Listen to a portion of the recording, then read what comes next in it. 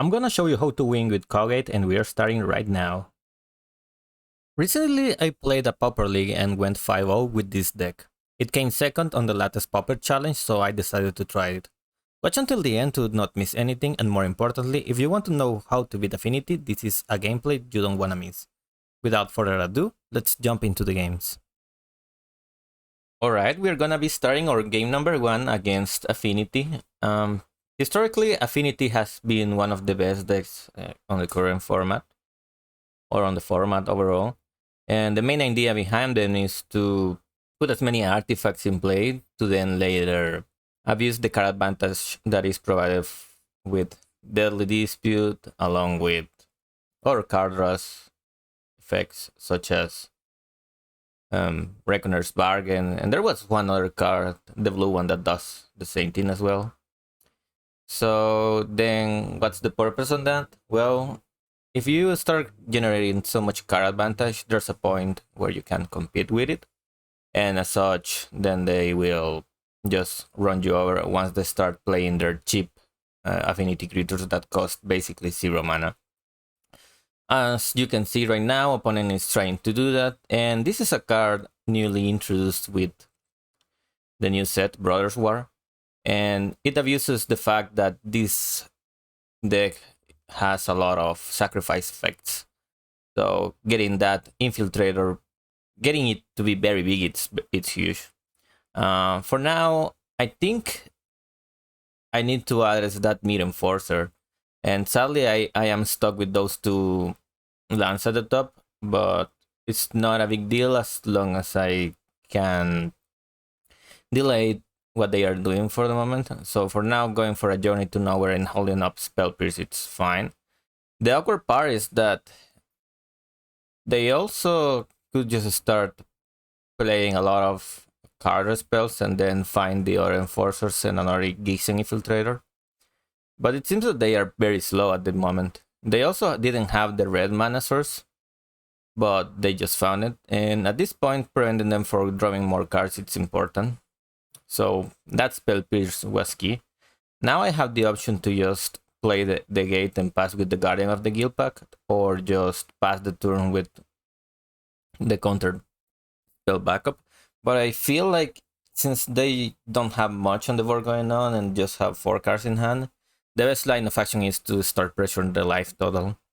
And along with the Basilisk Gate, the Guardian of the Guildpact is gonna hit them for a lot. So they didn't play anything, which is good for me. Sadly, I still have those 2 lands on my hand, which is kind of awkward because I don't have much action. It will be kind of different if I have some gates instead, but that was not the case. For now, I hit them for 6, and then I'll wait to see what they do. There's a possibility they just want to get back the Infiltrator, and they just did, just to have something going on. And they also have the Chromatic Star, which helps them on growing that. I don't know why they didn't play the Infiltrator first, but it's irrelevant if I have the counterspell anyways. Maybe they were trying to look for a counterspell on their own. That's the only reason I can think of. They played a Frogmite, and I found a Preordain. And this is key because I have the option now to keep both, or just send to the bottom one of those cards, or even 2.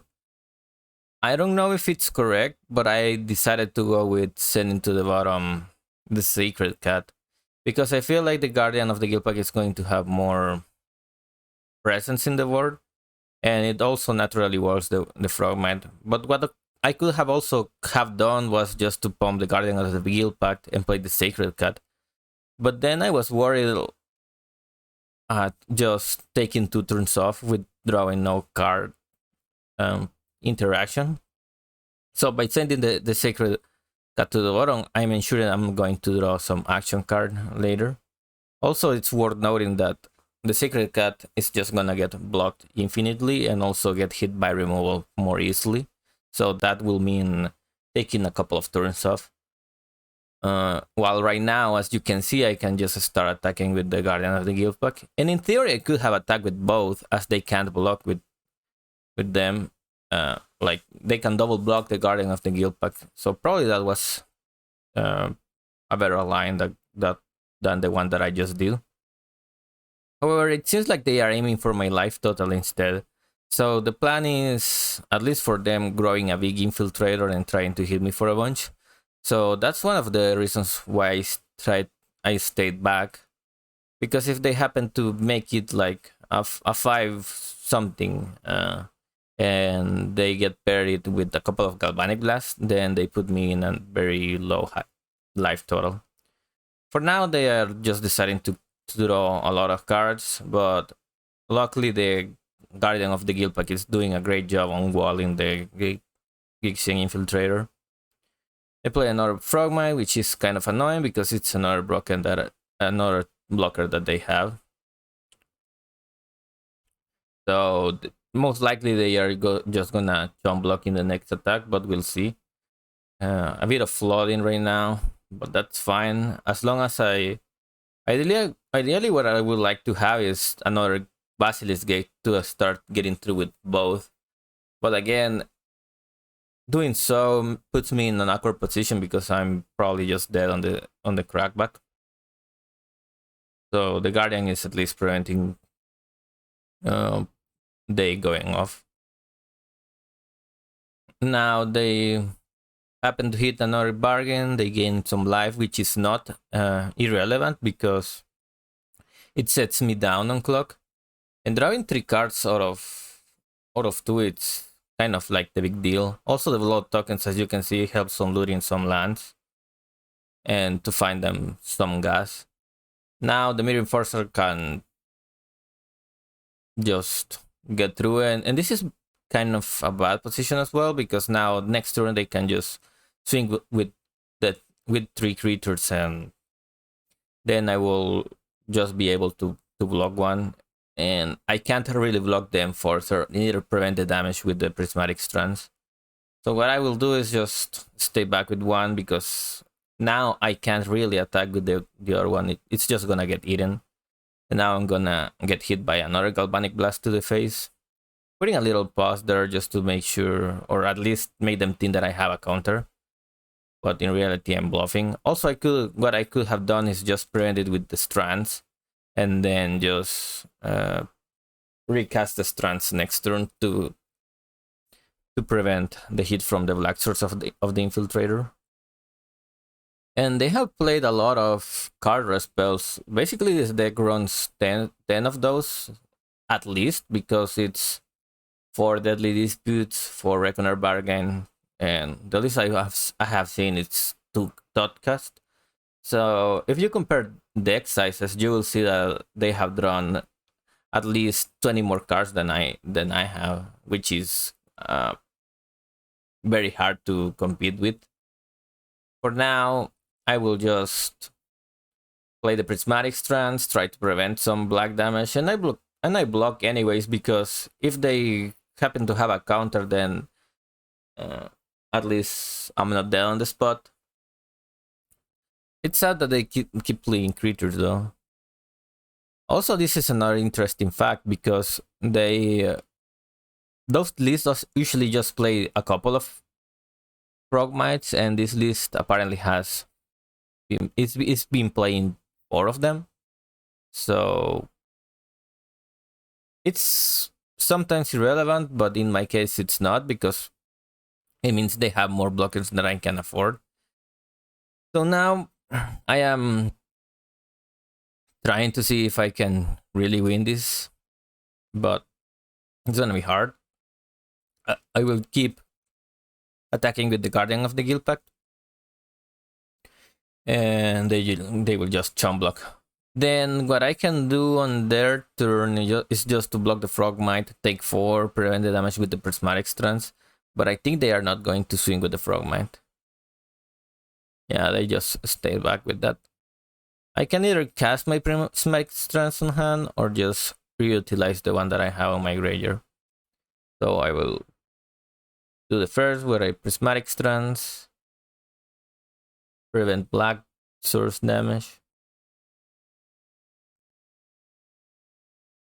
And They play land and play makeshift munitions. Now I am forced to play the strands right now. And even if I do it, I think I am dead next turn because they can just do it on my upkeep. And even if I just happen to play it in response, they have enough mana available to keep me on the spot. Either way, it doesn't matter. They have Galvanic Blast, so that's kind of unfortunate. But let's go to the Cyber right now. As far as Cyber, what I have is 4 Dust to Dust, which is incredible against Affinity. And unlike that, Suffocating Fumes, it's kind of a bit weak against them. I also don't think the Dawnbringer Clarity is particularly great, except for the fact that it can deal with the makeshift munitions, but I would much rather have another Hydroblast instead than it. Other than that, I think this Cyborg it's kind of okay. Because they run Pyroblast, I decided to get rid of one Modern Age as well. But I can see myself cutting some cards to play the Hydroblast. And in this league, I faced 2 Affinity decks, and I did my Cyborg quite differently. So if you want to know what were the changes, please stay tuned.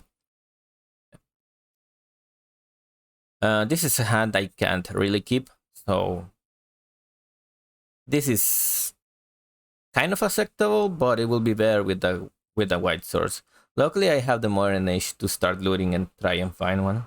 For now, I'll just play it and pass. Post Cyborg, I don't know what really they can bring. I've seen lists play Durez to try and hit the Dust to Dust against decks that tend to run it. Also, they play some Pyroblast on their own, so the Modern Ages and Counterspell overall are kind of less relevant. How you win is to, well, try and kill them with the Basilisk Gate as a main plan, but ideally, if you manage to resolve 1 or 2 Dust to Dust, and especially if the game is on its initial stages, then the game is pretty much over because you denied them on mana.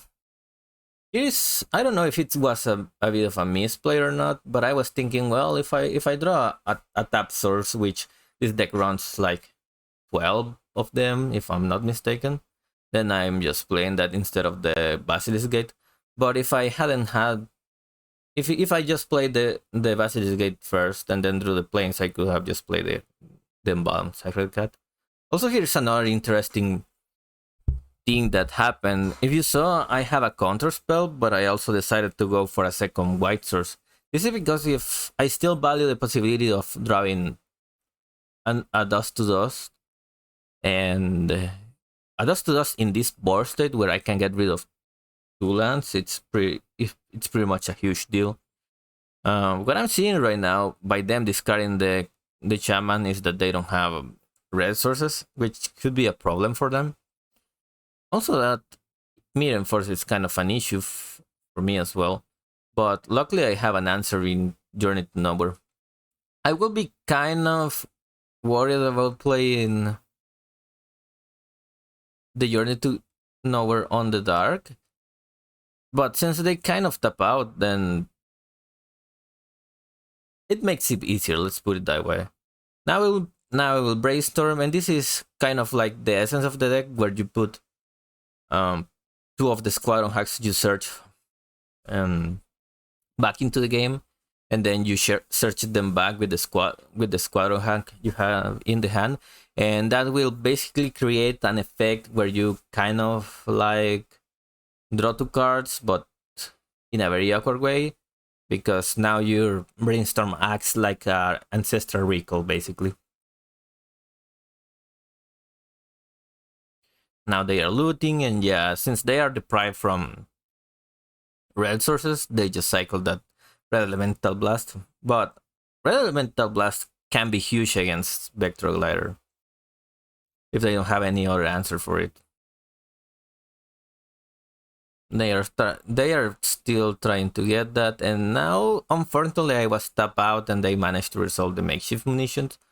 which makes the Journey to Nowhere a bit awkward to play. And for that manner, I will just try and pump the Vector Glider, because if they have a removal spell for it, I will just counter. Or even better, since they have play Galvanic Blast, I can just tap this Secret Cut, which is not gonna get through in the ground anyways, and now I won't be having the necessity to play my counter spell and keep it, and I can keep it for later portions of the game. So now I will just prevent damage for red sources, and I will pump again the Vector Glider. I was thinking of doing that or just play another Squadron hack and keep up Spell Pierce, but putting them in a very low life total, it's kind of a big deal, because now I'm putting them on a clock while they don't have cards in hand. So, pretty neat. Kind of unfortunate that they can deal with 3 of my creatures, but it's relative, as they will also have to sacrifice the same amount of artifacts due to the munitions. For now, they are just sacrificing the irrelevant ones, like treasures or blood tokens, even the blood fountains. And that's kind of like the bold attack, because I still have the Sacred Cut, but they feel confident about it with the munitions. Luckily, I just drew the Hydroblast, and that's very important, because the plan from them was to actually try and kill the creature I pump in response, but now they couldn't afford to do it. So we managed to draw the game, or put in equal turns to them.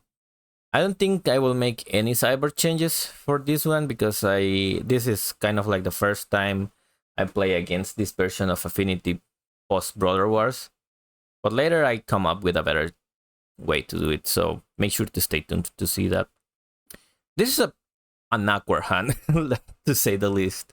It's awkward because I have kind of 2 dead cards, but I also have a Dust to Dust and the Sacred package with the Basilisk Gate. So it's worth trying to speculate on that. For now, I will just play the cat and try and attack them. Also worth noting the mulligan a lot, so on the play it's kind of bad for them, to not say very bad. But it's just in theory, because in practice they also have a lot of ways to card draw, even if they just look like not, because now a Deadly Dispute makes them draw 3 cards, so for now I will just hit them for 3, because I am still not in the position of doing anything else. A perfect draw will be another white source to get them rid of mana. So I will try and look for one with the Brainstorm. And I didn't find it, but I did find a Preordain. And I don't think I'm playing the counterspell, or at least holding it back. So I will put back 1 Trance, which is bad anyways, against them, and a counterspell, and I can put into the bottom with the Preordain. I'm not willing to send back 2 Dust to Dust, because they are huge. And yeah, I didn't find another white source, but I still can attack into the Gixen Infiltrator, and I don't care. The life total, it's kind of less relevant, since I have a Sacred Cat, and I am trying to close the game as fast as I can. So my opponent, it's very much catching up. As I said, like, they just play Reckoner Bag and then draw the card, so basically that undid the mulligan they may have experienced at the beginning. And I draw finally the untapped white source, but I will proceed to go Brainstorm first to see what I can find. Journey to Nowhere, it's kind of difficult to evaluate at this point, because they are tap out. I can get rid of the Gixen Infiltrator with it, and just basically do that, and then play Preordain, probably send to the bottom both cards I just put in the top. But in this stage, I think it's more important to just get rid of black mana. And one important note in here, you need to be very careful what you are selecting and the lands, because since they are very tight, you can end up selecting the same one. So that's why I did it very carefully there. I play makeshift munitions, poor cat overall, but also it's huge if they have Ichor Wellsprings or Chromatic Stars to draw cards out of them without losing value. Now, kind of the same deal, I can get rid of those two things, so I will proceed to do that. I could also go with Preordain first, but we'll see. I feel like I should go at least with a cantrip first. Prismatic Strands and Spell Pierce. Yeah, I don't know. Probably I will do it like this. Just play the gate and get rid of 2 lands. Like, the other option is just to play the Guardian of the Guild Pact and start walling them. So, I don't know. We'll also just do this as well. And I think it's kind of better because now they can't sacrifice the Gixian. But the Pride in them of Mana was also a huge deal. And I think trying to counter this, it's worth it. Just for the fact that they don't have much mana available. And if they resolve that with the makeshift munitions down, it's kind of bad. Now, see, this is where I think it was more relevant to play the dust to dust on lands first, because now I'm forced to get rid of both enforcers. While if I do it on the lands, then they wouldn't have been able to play them. Either way, I still have another one. So it kind of make things awkward. And by awkward, I mean I can't play my Squadron hack right now, but I'm forced to play the Sacred Cat, which will eventually die to the makeshift munitions. Now they have the bargain, so that means that sacrificing the Wellspring was the right call at the moment. Not sacrificing, countering that Wellspring. And as planned, they get rid of the cat, but I took an artifact instead. And now I will just play the Dust to Dust on land, play the Squadron Hack, and they are in a very bad position from this point on. There's a possibility that they will still have been able to play the Enforcers if I went with the Dust to Dust first, but here we are. They sacrificed that land in response, and that's fine, but now I can start filling my board with actual threats because I have 2 Basilisk Gates, and they will have to sacrifice 1 artifact to kill one of my creatures. And spoiler alerts, they have just 2 currently. Well, now they have 4, but at the moment they only have 1 or 2. Either way, I can decide to just pump a Squadron hack and then play the Guardian of the Guild Pact, but I don't have enough mana, so it's kind of bad. So I'm forced just to play the Guardian of the Guild Pact, hit with a Squadron hack, then play another Squadron hack. So at least put something in the board. So let's see. I managed to not find anything, which is fine, but I kind of like shuffling my library for some reason. Okay, they decided to sacrifice a land to draw 2 cards, which is not a good play overall, but it's a play. Now, what I can do at this point is just to try and pump a Squadron hack. And if they go with Balls of Whisper, sacrifice the treasure token, try and hit it, I ambush them with Prismatic Strands, preventing the red damage. This is one of the other things that I thought. Initially, when you say, well, I'm playing against Affinity and all of their creatures are colorless, you will think, well, Prismatic Strands is probably not good. The reality is that all of their removal is red, and Galvanic Blast to the face or makeshift munition to your creatures is kind of relevant. So I feel like having at least one or two post cyber, it's good enough, but I am not an expert on this topic, so I would really like your opinion on it. So please let me know in the comments what you will do, if there are any other cyber you will do. And like the previous game, this game ended as well as by me playing the Hieroblast against a makeshift munition. And this is another thing. I think Hieroblast is very relevant. So the dilemma here was just either playing a third Hieroblast or keeping the second Prismatic Strength. But for now, let's move to the next game.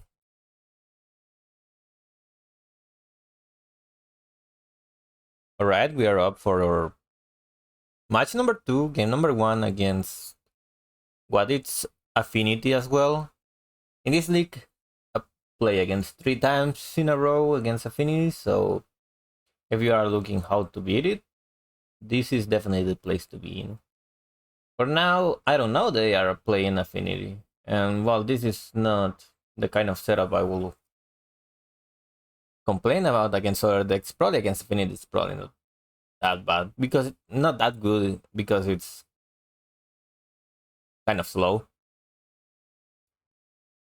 Well, for now I will just play the Sacred Cat, play the Caw-Gate, and I'm hoping to find another land, because I want to start attacking and playing counterspell.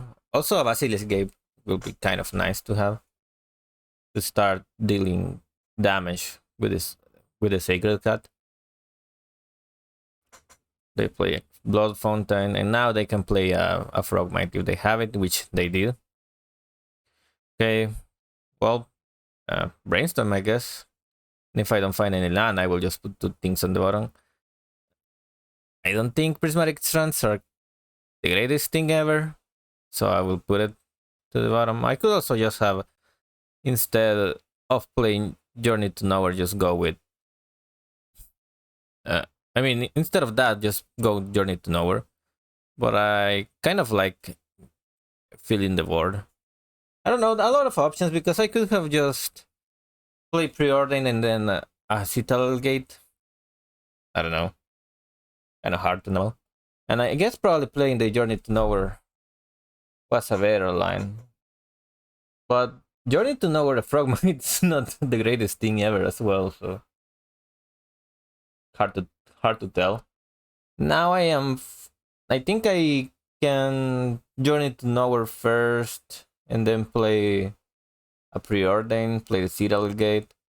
And I'm doing the Journey now because they have makeshift munitions up, and since they are tap out, it's better to do it this way. Preordain, I don't know, I don't think I want those cards. I'm not sure what I'm looking for either. Probably the Dawnbringer Cleric to get rid of the munitions, because it's my only main deck answer for it. So they will go with Icarus Wellspring, and I think they already play a land, so there's no way they play another thing. Yeah. Okay, now I can keep developing my board, or start trying to raise them. So let's see, if I go with Brainstorm first, put a Squadron Halfback and a Citadel Gate, then I can draw, in essence, 1 more card. Those Prismatic Strands kind of are following me this game, because I sent 1 to the bottom and now I see another one there. And since I'm gonna to shuffle either way, I think I will much rather have a basic line rather than paying 1 just to get 1. You know, I can go with, and I did a mistake here, because I should have put to the top a Squadron Hack, but I was not paying much attention. And then this may or may have not cost me the game in the long run. Now at least I'm just cycling cards, trying to keep up counterspell. I think I'll let this resolve, but it's kind of loose as well. And yeah, not the greatest position now. But I think the thing that it's annoying me the most is that makeshift munition.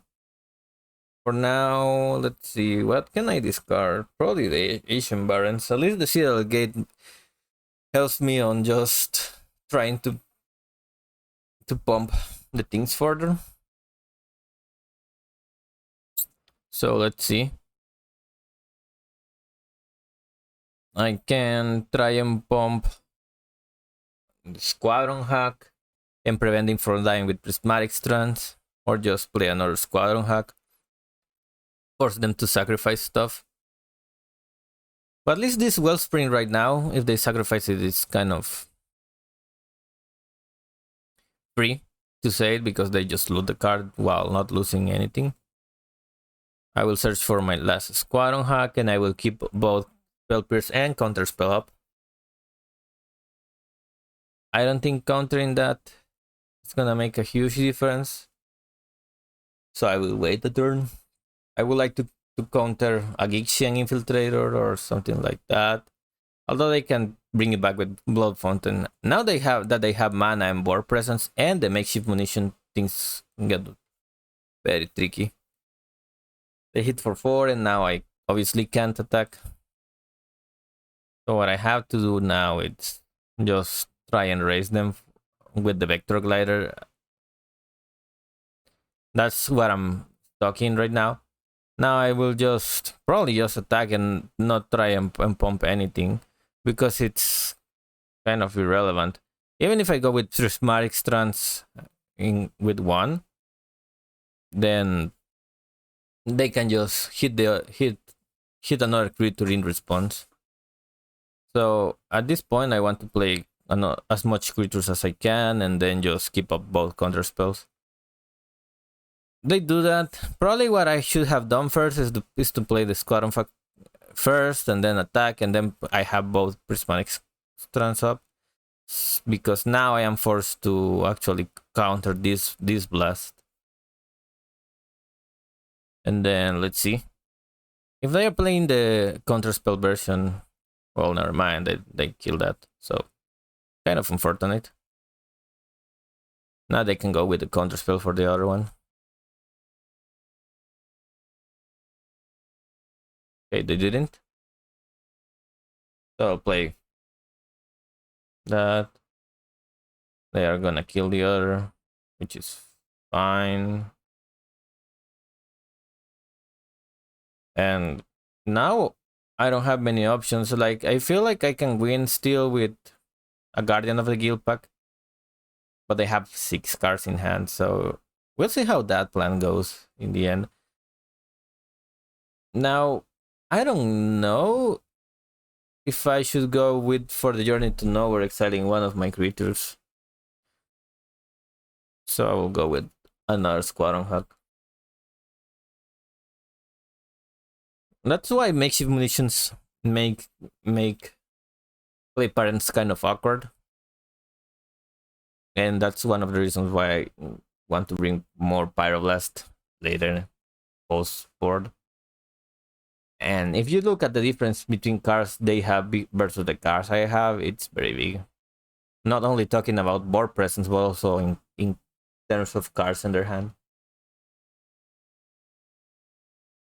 Okay, so now I can try and pump a Squadron hack and then have Prismatic Strands as a backup.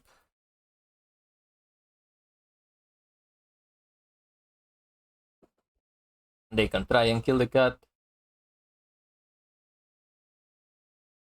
And then I decide to do this right now. And tap in the cat. Because now they are less incentivized to try and kill it, because it's not gonna be attacking anymore. So they went for another Squadron hack instead.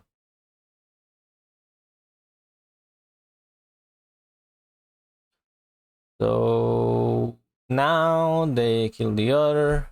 And now it's a good position to play the Journey to Nowhere, because I'm gonna get value out of it anyways.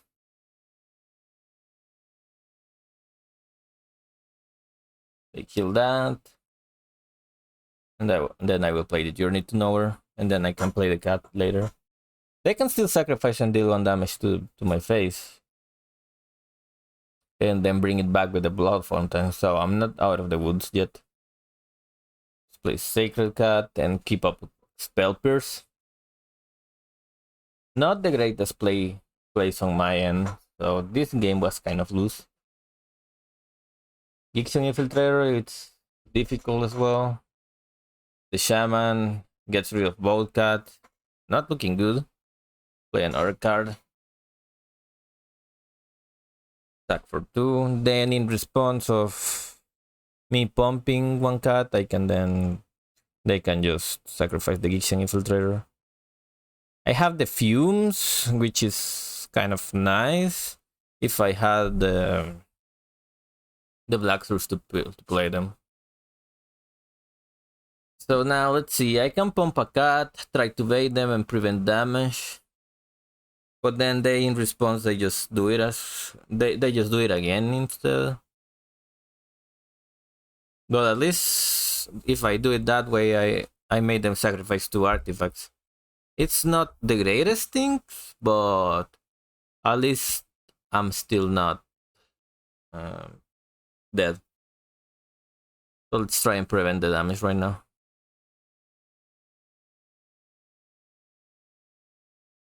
Because now they have to do it and they lose the Frogmite, and that only leaves them with the Infiltrator.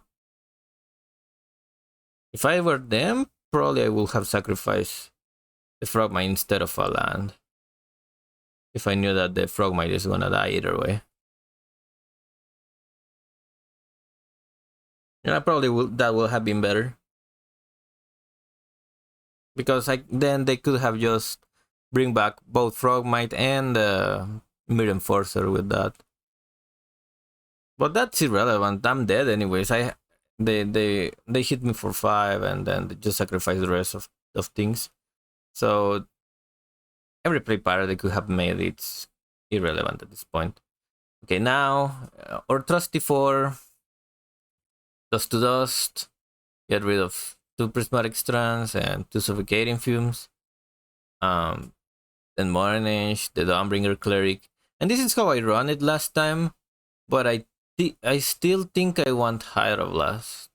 I'm not sure about Spell Pierce getting cut, to be fair.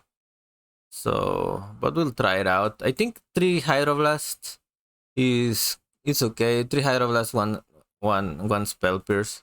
Especially on the play. On the draw, probably I will keep 1 Spell Pierce and then cut another card.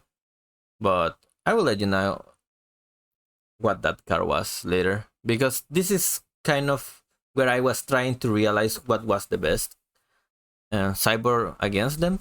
But on game number 3 against Affinity, or sorry, match number 3 against Affinity is where I really realized what was the best cyber configuration. So make sure to watch that as well. For now, Duress, it's hitting nothing. So that's kind of good. Well, by nothing, I mean they just hit the Modern Age, and Modern Age is not really a big target. Also, I have Brainstorm to hide any further Duress they may play. And I drew a second one. Now, this hand has a one big issue. It doesn't have any threat on it. And my plan was also just playing the Modern Age and then cycle the Prismatic Strands, try to get something out of it. And I think I now will go with Brainstorm to try and find an answer. And I don't know if it was a bait, but it's something that I thought it was gonna happen anyways. Them trying to Pyroblast if they have it. But I don't know. They decided to go with it. Either way, I draw another Modern Age, which was in theory a better target for that Pyroblast. So I'm happy with the result in this case. They are missing lands, or probably they have a lot of lands in hand and they just want to hint more gas while hitting me in the face. They can sacrifice the treasure token if needed, but I don't think they are gonna do that right now post-combat. Okay, getting rid of the cat, playing the cat, and kick up Counterspell, Brainstorm, and Hydroblast. Will they try and kill the cat? We will see. If they try and kill the cat, I just play Prismatic Strands in response. Okay. Taking 3, going down to 14. A Mirror Enforcer, which I think I am forced to counter. I can't let that resolve if my plan is trying to pressure them. So I will do that.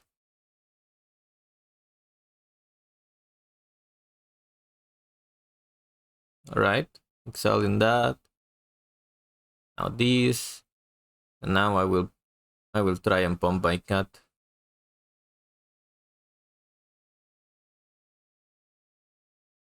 So we'll see. Galvanic Blast. But I think I will rather just play the Prismatic Strand at this point, like that last time this interaction happened. This keeps me from using my counter spell, and it's very relevant if I want to deal with makeshift munitions later. So I say protection to red. Now they are. I'm not dealing damage, but also it's not getting killed. The Vector Glider, at first glance, can trade with the Infiltrator, but remember they have a treasure token which they can sacrifice to get rid of it. And then just pump the Infiltrator. That didn't matter. They have a Deadly Dispute sacrificing the lands, which makes me believe they have a lot of lands in hand if they are doing that. Or they are at least willing to do that. They are trying to kill the cat. I will go with Hydroblast to deny that. And if they don't have anything else, the Sacred Cat is gonna take over really soon. Because I can pump it twice. So now they are in quite the dilemma. They found a way to get back one Mirror Enforcer. And yeah, as I suspected, they have a lot of lands in hand. And while they are gonna hit me for 5, I'm gonna hit them back for 13 or something like that.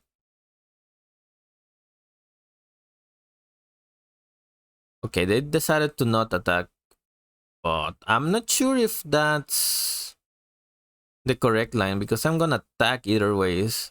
That's not preventing me from hitting them for a bunch. Maybe they just want to chump block. But if they don't block if they don't kill the cat here, it means I can just pretty much attack them for the full value. So I will just attack with both creatures and try and put them to 5 life. Even if they swim back, I'm gonna be in a healthy 27 life points. So it's very hard for me to lose from that point. What they could do to kill me is just to do some very complex thing of, I don't know, Temur Battle Rage plus Fling, but I don't think this list really play that. Now they are looking for an answer, or multiple answers even, because even if they kill the cat, I still have the glider, and either of those creatures, it's just little. So lots of things to do with just 2 mana. And all cascaded down in my favor since they actually play the Pyroblast on my Brainstorm. So, well, let's go to game number 3 against them. We are tied 1-1. And I don't think there are many cyber changes or any cyber changes I would like to deal. Also, if you are enjoying this kind of content, please give the channel support by giving a like and subscribing. Not the greatest hand, but I have a Dust to Dust, which is relevant. But not anymore, they just play Duress and get rid of it. Well, what can anyone do? I will just play Citadel Gate and pass, and I drew a cat, so probably that's enough to pressure them down. They will go with Ichor Wellspring, trying to set up. It's fine. And then I don't know. I think the play is going to Sacred Cat, whole Brainstorm for when they want to play Duress again. I can also just Brainstorm end of turn right now, which I will do. Send probably to the bottom. Oof, a Preordain and a Prismatic Strands. I will like to draw Preordain regardless, so I will put it on the top. Then I will Preordain now, sending to the bottom the Prismatic Strands and the Citadel Gate. Because what I need right now is action. And, well, decided to go with that one, but I will probably just have gone with Modern Age. Still unsure. At this point, I just keep brainstorming Hydroblast up. Well, they went with Chainer's Edict, which is fine. Now I'll go with that, and I will play my Sacred Cat. And I don't know. Now I can play Hydroblast and Modern Age. I mean, I skip them as a possibility, and then but now I'm just gonna discard my pre-ordering. So I will play the Modern Nation pass, really. And they go duress me. Now I'm forced to play the Brainstorm to hide my two Hydroblasts. Or at least hoping to. But if they counter the Brainstorm like they did last time, then I just get rid of it. They just get rid of a Hydroblast. Okay. Now, one cool thing about this is that I have the Squadron Hack. And with Squadron Hack and fighting another Brainstorm, that's a lot of value. So I will attack first. And then play Squadron Hack. Refill my hand, put more lethal attackers in the following turns. And just try and take over the game like that. Also, the Modern Age is now gonna be a bigger target. So we'll see. Mid Enforcer, which is fine. Although I don't have an answer for it right now, I can still raise it. And now I do have an answer. So I'll go Brainstorm. And put back 2 Squadron Hawks. Now Hitgate. And now I'm gonna play the Brainstorm first. Just to play around as Spell Pierce. I don't know if this list played or not. But probably that's something I should have done, to be fair. But it kind of doesn't matter. I'm gonna do the same play pattern either way. So I will just play the Squadron Hack and then play the Journey to Nowhere. Or just past, representing something. Yeah, they killed that, which is fine. They are clearly trying to bait my Hydroblast.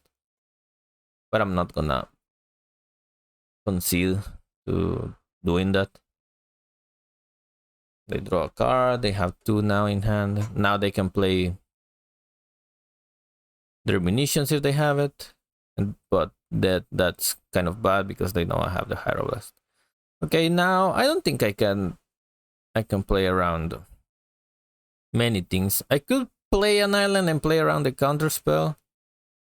So I may be good to play it first. I don't know. They could have also Deadly Dispute and sack it, but now, okay, that's fine.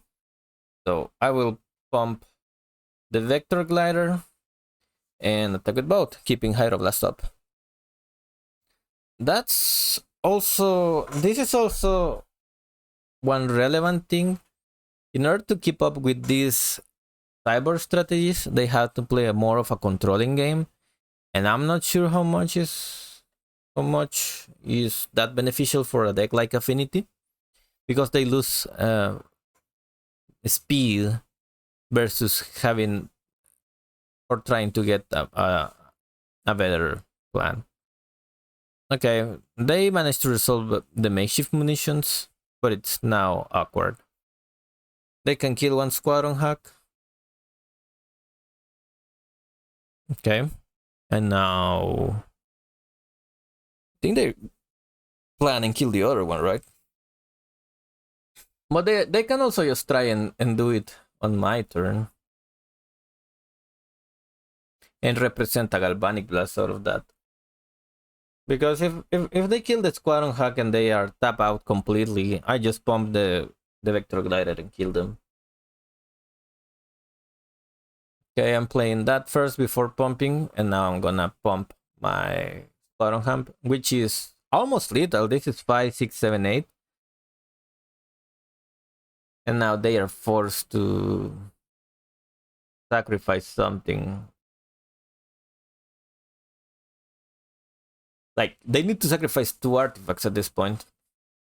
So now they will go with makeshift munition, sacrifice a treasure, and they also have to sacrifice another artifact. One of the lands. Yeah, and now I have prismatic strands to prevent it. And again, this is one of the reasons why I think the prismatic strands is fine to keep as a one-off against these affinity decks. But I can clearly just see us replacing it for a hydroblast. Put them down to 1. So now they can just sacrifice an artifact, get rid of the squadron hack, but they also, I think they need an answer for the vector glider. Otherwise, they will have to sacrifice 4 artifacts to get rid of 2 creatures. Okay, Acre Wellspring is fine. I'm not sure if it's better to do the dispute there, because then they could have gone with sacrificing with makeshift munitions the squadron hack, dispute the land, and whatever. Okay, this is how you win against Affinity, apparently. Alright, so a land with Basilisk Gate and Ashen Barrens, not the ideal, but it's something I can work with. I will cycle the land, get an island, and I think I will probably go with Modern Age first, rather than just going with any other spell, because I have a thing to discard for that. And then I have a Seagate, which is kind of nice. So now they go with Deadly Dispute, draw 3 cards, and if they don't find something to play, they are just forced to discard, and that's what's currently gonna happen. So now, what are the next steps? Depending on what I draw, I may just have to discard the Preordain. Even I can discard the Dawnbringer Cleric, but I have the feeling that the Dawnbringer Cleric is gonna be good against makeshift munitions in the long run. So yeah, I'm just discarding that and passing the turn. On top, Wild Source will have been good, but probably too much to ask. Also, I don't want to use both Brainstorms because I have the Squadron hack. And okay, they played munitions. And now that they play munitions, I am just more inclined towards just playing the first Brainstorm, trying to look for a land, and then play the Dawnbringer Cleric. And this is not ideal, but it's a couple of counters. So I will put both the Spell Pierce and the Brainstorm back, or even the counter spell and the Spell Pierce back, because it doesn't kind of really matter. So now I can go with Dawnbringer Cleric and hold Spell Pierce, or just get rid of the Gixing Infiltrator. Probably getting rid of the Gixing Infiltrator now that they are tapped out. It's kind of better. Also, look, they don't have a lot of things going on. Like, they could play a couple of Enforcers of Frogmites, but that's not really where one will hope to be. So let's see, now I do Counterspell, and now I'm gonna play the Cleric. The Cleric awkwardly, well, very nice right now, the Infiltrator. So they can't really attack with it, and if they manage to find a way to attack with it, I still have the Prismatic Strands on the graveyard. So they haven't found a red source, and I think countering this Thoughtcast is huge. So now I can go with the Squadron hack. Kind of sad that I draw one really, but I can just put it away. Now it's tricky. Now I can also just exile that Infiltrator, and then at some later point get my Squadron hack. So let's see with, I think just going for the Squadron hack right now, it's better, just to apply more pressure and getting more cards out of the deal. And I still have one Brainstorm first in hand to play another Squadron hack later. I will attack with both, because now awkwardly this can get through a Gixing Infiltrator, which is funny to say the least. Okay, so now let's see, they play what? Deadly Dispute to make that bigger. Okay. Chromatic Star. And I think it's fine for them to attack that in that position. Okay, the Basilisk Gate is growing. So now I can go with Brainstorm, play Squadron Hack, or just play Journey to Nowhere and keep up Counterspell, which is better in this position. Because they are not representing Deadly Dispute to counter that. Or by counter, I mean just sacrificing it. Enforcer, kind of fine. I'm trying to see if I can get something better. Shaman is not the greatest, I feel. Because my things fly, and the only thing that doesn't, it has a lot of toughness. Okay, so I did found that. So I think at this point, what I want is to close the game quickly. So I'll just pump the Vector Glider and the Squadron Hack, and that represents lethal for next turn. If they don't find a way to get rid of the Vector Glider, and to do that, they will have to have 2 removals to get through my Prismatic Strands and my Counterspell. Taking 4, it's okay. Another Deadly Dispute or Bargain. I want to counter this because I want to prevent the life gain from the spell. But they happen to have a Counterspell. So yeah, I'm not gonna be able to pay that. So yeah, down up to 11 for my opponent. Keep up 2 mana. Now what's interesting is that I can attack through the Clarklang Shaman. So what I will do is Brainstorm first, put the 2 Squadron Hacks to the top, and then I can pump my Vector Glider, attack for a bunch, and then play the Squadron Hack. But they conceded. So let's go to the final cyber I will do against this Affinity. And based off my previous experience and from what I could gather, then I think the optimal strategy is siding out 3 strands and 2 suffocating fumes and 1 more NH. Also, I am willing to side out the Dawnbringer Cleric since now I have the Hydroblast. But that's the thing I have been doing either way. So I think this is the best cyber plan against Affinity. So if you have any thoughts on it or what things I could improve from it, please do let me know in the comments. Okay, this is a fine keep. I have a cat, a gate, and an island. The only thing that could make it better is if I draw another Dust to Dust, but overall it's fine.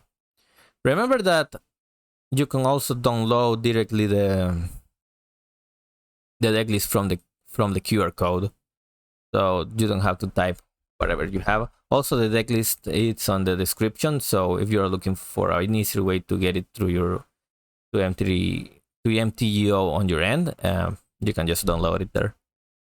So regardless, let's just see how this game goes. I will just play the cat whenever I had the opportunity. Also, I have the opportunity to just play the cat and then play the tap land, which I think it's better. Not into any position. There's that question where I could in theory assign a Pyroblast. I'm not sure how that will be against the Thoughtcast. They don't play a lot of blue sources, but if I happen to see a Kenku Artificer, probably I will consider bringing one on. Okay, I want to do this because then what I can do is just put a land and then play Brainstorm. I will attack to see what's up, to see what's good. I will play Basilisk Gate just to do the Brainstorm, cycle my land kind of play. So that's what I will do. Brainstorm. And I don't know if it's better to cycle both lands or Journey to Nowhere. They haven't played anything, and Journey to Nowhere it's significantly worse just because they have Makeshift Munition out. But I happen to found the Hydroblast, so I don't know. That's what I thought at the moment. But I also think that having Uh, Getting lands, it's probably better. I will just pass in here and probably at the end of turn trying to kill that munitions. Probably I'm playing a bit too too too cautious right now, but I'm in a winning position and I don't wanna lose randomly. So yeah, I think it's just a matter of putting both things at the top. Since there are lands, it doesn't matter. I can just go with land preordain. I can also go with Hydroblast right now against the makeshift munitions. I really don't think the second Basilisk Gate gonna make a huge difference at this point. So yeah, I will just pass the turn. I'm not slamming the Guardian of the Guild Pact since they just represented counterspell. Okay, Ichor Wellspring. And now it's a forced Hydroblast for the munitions. I wonder if they want to counter it. Or if they can counter it. Pyroblast. Okay, then I will go with Spell Pierce. And if they are willing to get that counter, it's kind of fine. Okay. So I kind of feel like I won this battle. But not the war, so but I'm in a decent position at this point. And now they play Mirror Reinforcement, and now I can just easily get rid of it.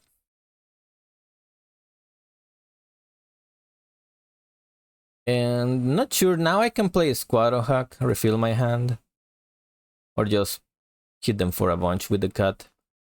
I think that's probably better. I see in better use of my mana. And trying to put a clock on them, it's also a nice idea. Okay, so let's see, now what I can do is to just try and pump the cat or just attack with the cat and then play the Guardian of the Guild Pact. I think I will do that one first. Just play the Guild Pact and then I can refill my hand with the Squadron Hack.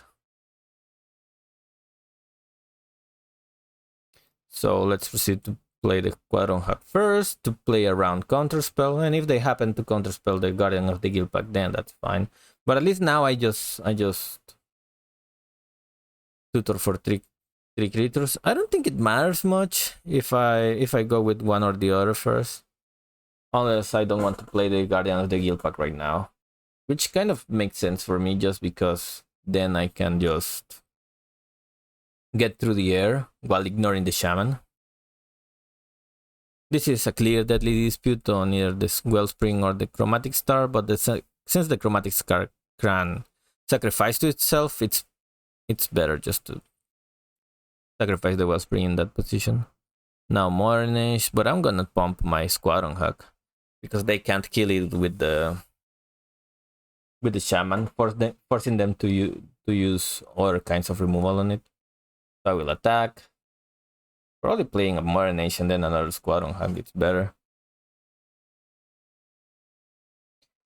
There are various parts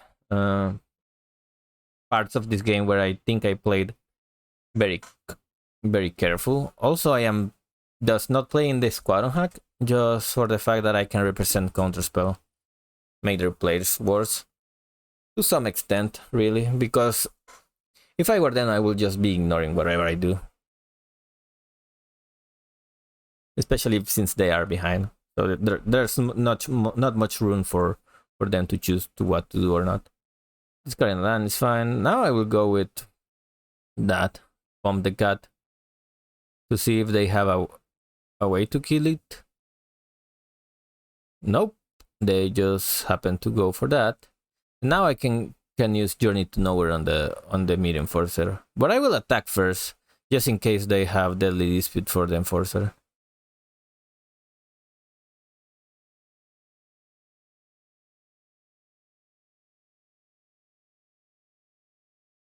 Playing Journey to Nowhere, if they play Deadly Dispute, that means they will get to kill my Squadron Hack as well. It's fine. I will deal with another cat and pass the turn. They are up to 15 though. Blood Fountain, which means they can bring back the Mid Enforcer and also the Shaman. So now I think I will start by playing the Guardian of the Guild pack, playing around the counterspell, and I am finally able to do that because I have 4 mana. Previously I haven't been doing it just for that reason, but now that I have it, I can just pump the Sacred Cat, and if they want to kill it, I can protect it with the Prismatic Strands. But they didn't find a way to do so, so I will just attack and try and claim the win. Of course, now they can bring back the Enforcer and the Shaman, but I can just pump the Guardian of the Guild pack and kill them, depending on what they do. But let's see, they start now by drawing more cards, playing the Enforcer. 2 Enforcers, actually. Shaman. And okay, let's see. And then Dust to Dust is huge because now I can get rid of both Enforcers. Yep, that's what I will do. Get rid of both Enforcers. And I can just pump then the Guardian of the Guild pack and swing for lethal. It's lethal, right? That should be 5, 6, 7, 8, 9. Yeah, that's lethal. Oh, they have a counter. Okay, then back to square one. Can't really do much about it. Let's see, now I can go for Journey to Nowhere. Pump Vector Glider. And just pass. They did have the counter, but now I can protect my Vector Glider with that. And they're trying to fight something.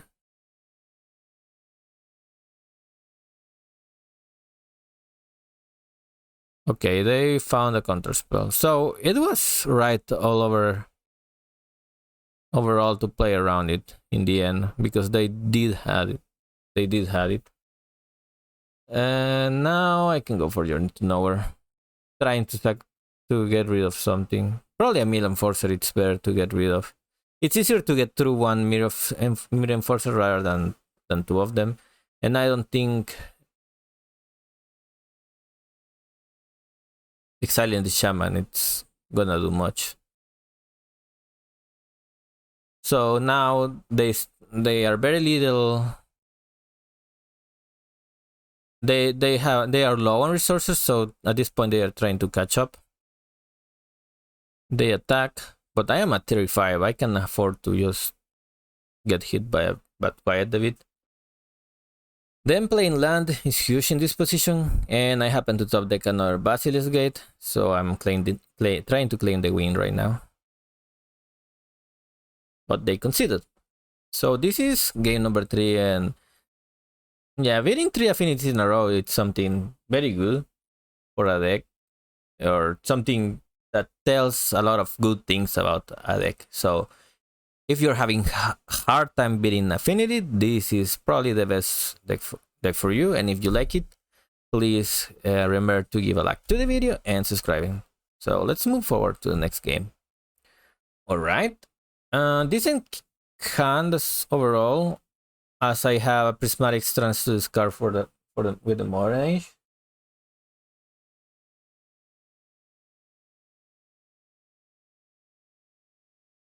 I will now proceed to just play the Citadel Gate and pass. And depending on what at this point, I'm not sure what I was facing, because obviously I started on the play. But if you see that land in play, chances are your opponent is on Dimir Terror. So I will just go ahead and play the Modern Age instead of just holding Counterspell, because honestly they don't play many things in the initial turns. So holding Counterspell is not where you wanna be. However, I could have countered that. That card is kind of okay. And it's probably good, very good in a deck like that. They put back Counterspell in hand, so I know they have for a fact one. Let's see, now I can get rid of a land and just hold a counter spell and, well, just pass the turn. See what they do. I don't think they are in a position where they will just go mental note, serpent, because they also have a counter spell in hand. But if they didn't have it, probably that's a line that they will take. Mental note. Milling a Gourmand Angler, it's always nice. Let's see if they go for another. No, they didn't go for another one. And now they are at 4 mana. They can just play another mental note and play a serpent and then hold up counterspell. Deep analysis is fine. Gives them more cards, but probably they will have to discard. I don't remember if they play a land yet. I think they did because they are on the draw. So they may also be trying to decide if they want to go mental note into serpent or something like that. Something very similar to that. There's also Thought Scour, which is in essence another mental note copy. For now, I will brainstorm end of turn. Hit another brainstorm in a cat. I'm not using the Journey to Nowhere right now, but I will use them in the future.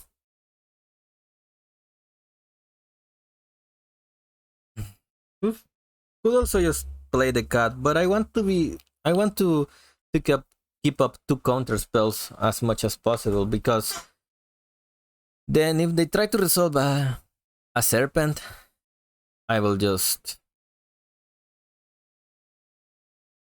battle against that with a Journey to Nowhere. But now it's kind of hard because I don't have quadruple bloom, which is something that I would have probably liked. Thought Scour, and now they are definitely going for one of the fatties, right? They should.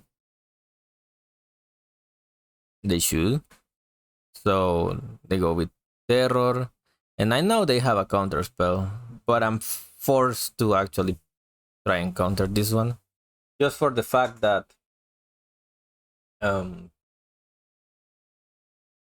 I need to be able to go with Journey to Nowhere into counter spell on my turn.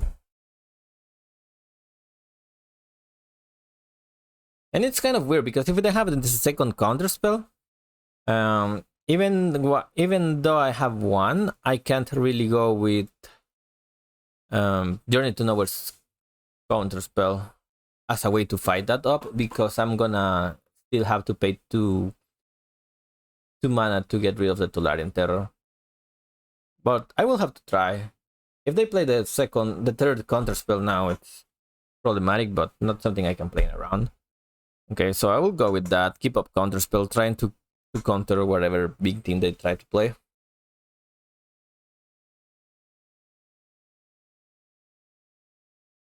They attack with Terror. I'm taking 5 damage at this point. Not interested on actually preventing it. So let's let them have that. Probably they have 4. They have 4 cards. 2 more, it's not gonna make the difference. Now they can go with another Terror, and now I'm forced to counter that one, or at least try. They will have to have the 4th copy of Counterspell to get rid of it, but they could also run Spell Pierce. If it's a Spell Pierce, then it's not gonna look good. Okay, Brainstorm.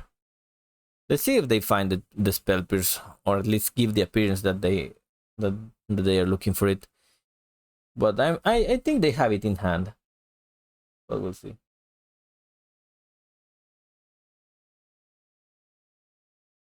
Opponent, it's taking their time to think what they put in the top, and I managed to counter that. That's great. Now let's see if I can top deck a Basilisk to pair things up. Because if right now they seem to be casting a Gourmand Angler, which is fine, and I did top deck the Basilisk Gate, so yay, great news. Now I'm not interested in going 1-1 against the Gourmand Angler, so I will instead just Journey to Nowhere it. What I could have also done was just to let's see, pump the cat, attack, trade, bring it back, and then keep up counterspell. Probably that was a better line. They could also just have taken 5, ignore the cat, and then hit me for 10, which is not good. So you can see both sides of where a play is good or bad. I think in my position, this line is potentially better. They play another Archaeologist, which means they have another chump blocker. And I see they milled a cast down, which is fine. But now I have to deal with a cast down. Okay, I have the Spell Pierce. So I can try and protect my cat. So I will go with Sacred Cat, pump the Sacred Cat. And, well, they didn't play cast down right away, which makes some sense. I will try and protect my cat as much as I can. Even if they have another removal. If they have Snuff Out, it's kind of bad. If they don't, then I just get through with this. They could also have Snuff Out with Counterspell Magic up. Even if they end up killing the Sacred Cat, they will lose 4 life in the process, and then I will bring it back. Kind of the same, right? But not the same really. But it's kind of similar. But let's see what they do. Obviously they are gonna attack, but they decided to go with Brainstorm first.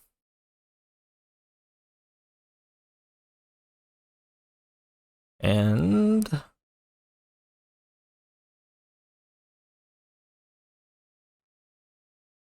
now what I'm worried about is if they find more actual threats. But for now they are just playing a chump blocker.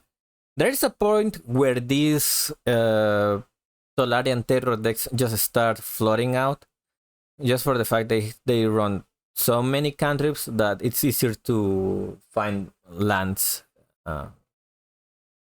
more lands from the top of your library. So that appears to be opponent's case, but I'm not sure. Brainstorm. And now a way to prevent this is that Brainstorm put 2 lands to the top and mill them with Thought Scour. Or if they run Preordain, which I think they don't, just put it to the bottom. For now, let's see. This looks like another Gurmag Angler, to be fair. So what I will have to draw is another gate. Guardian of the Guild Pack actually helps a lot, so I will just play that and resolve it. And now the Guardian of the Guild Pack represents lethal damage. Well, not lethal damage, but it gets through very easily against these creatures. Also, I don't think they have it in hand, but if they had like Chainer's Edict, then a way to prevent them from killing the Guardian of the Guild Pack is to actually keep the Sacred Cat alive. They mill Unexpected Fangs. Then Brainstorm. I don't know if milling the Unexpected Fangs was done on purpose, but if they attack with both the Angler and the Terror, they can give lifelink to the one that's not getting blocked. And I think the life gain swing back, it's huge for 1 turn and critical to prevent my Guardian of the Guild Pack to get through. Now what I will do is to block like this and just prevent damage. And I'm doing it like this just for the fact that they have 15 power in the board, and by me putting me in at least 1 life point more, it means that they can't kill me in the swing back next turn. So in theory, I can win the game in 2 turns. So let's not lose the focus on that. So what I will do is just to pump the Guardian of the Guild Pack right now, hit them for a bunch, and then play a cat and just try to survive. I think it's just okay to just block with one Sacred Cat, prevent some damage, and keep the other one alive in case they top deck a Chainer's Edict. So I will play the cat and pass the turn.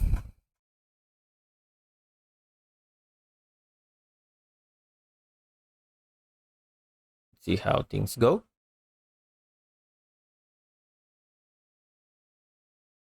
Alright. Let's go to Cyberplan. Against them, Suffocating Fumes should go. Obviously, I want 4 Pyroblast. I'm not sure about the rest. Yeah, I want a Relic of Progenitus. Dawnbringer Cleric is niche because if I can play it, it can exile something. But I don't think it's probably the best. Then as far as the rest of the deck goes, looks okay. Prismatic Strands, as you saw, can prevent you from getting killed. So I like keeping at least 3. I can see just in the play getting down to 2 and just adding the Modern Age again. But this configuration I'm kind of okay with. Alright. I think this is a very reasonable hand, so I will keep it. I have a counter and a removal in the form of Pyroblast. So overall, this is a decent hand.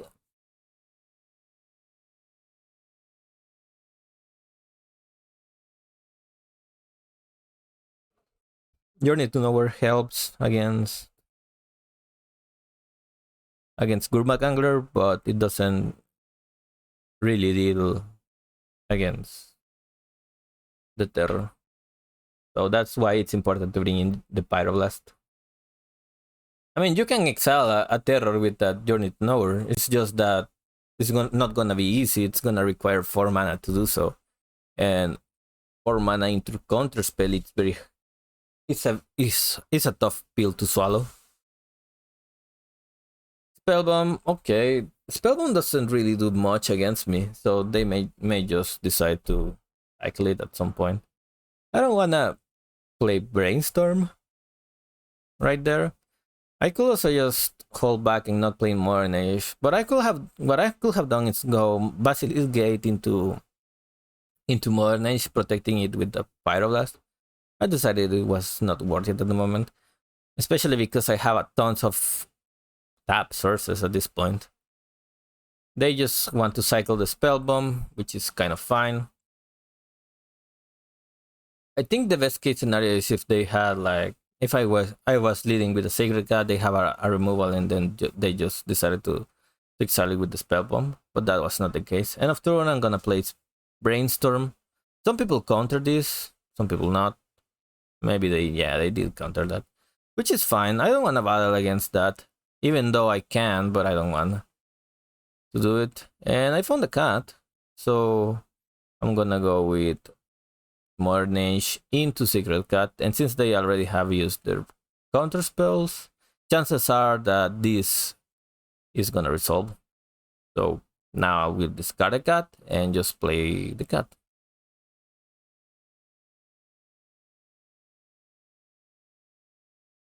And now I have Basilisk Gate to actually get through things.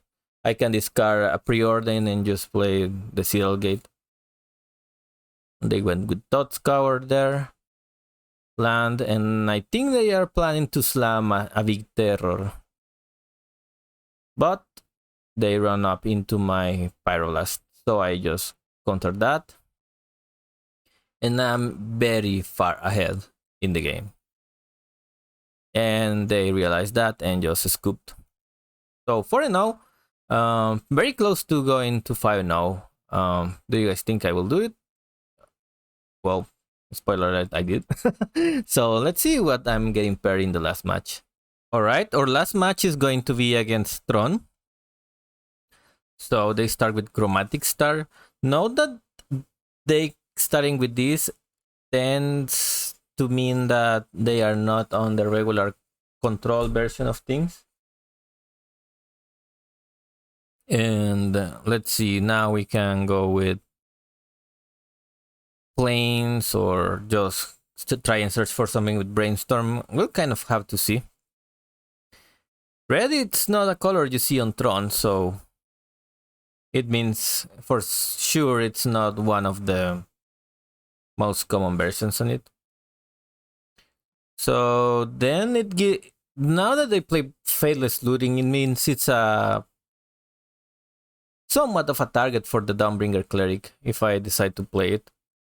Also, they play Frantic Salvage, which they may want to bring back with Conjurer's Bubble later. So that's something I want to keep in mind. For now, I'll just pass the turn. Probably by the end of it, I will just go Brainstorm Ashen Barrens. But now they play a Golden Foundry, which is one of their main win conditions. So I will go and just Spell Pierce that. Now, I have the option to go for the land right now. But since I have Brainstorm, I want to get the most out of it. So I'm not gonna do it right now. But it's gonna be hard if I happen to find something else I will like to play more. And Modern Age is one of those cards because now I'm forced to go with something like Brainstorm into shuffle something, or just go for a landing and play the Modern Age. So what I will do right now is just put to the bottom, to the top, those things, and then shuffle them away. Then I could go with Preordain, which is the thing I'm gonna do, and then go Seagate. But I think the better play was to go with Seagate and then put the other land tap. I was just trying to see if I can dig for more interaction, and I did found a cat, so it's not that bad. They happen to have another Foundry, which is awkward. But now I will go with Modern Age, Sacred Cat, and Seagate. Or now I can just play the eyeline and keep up Spell Pierce now that I found the second one. So I will proceed and do that. Maybe they play another Foundry, you know. Maybe they don't.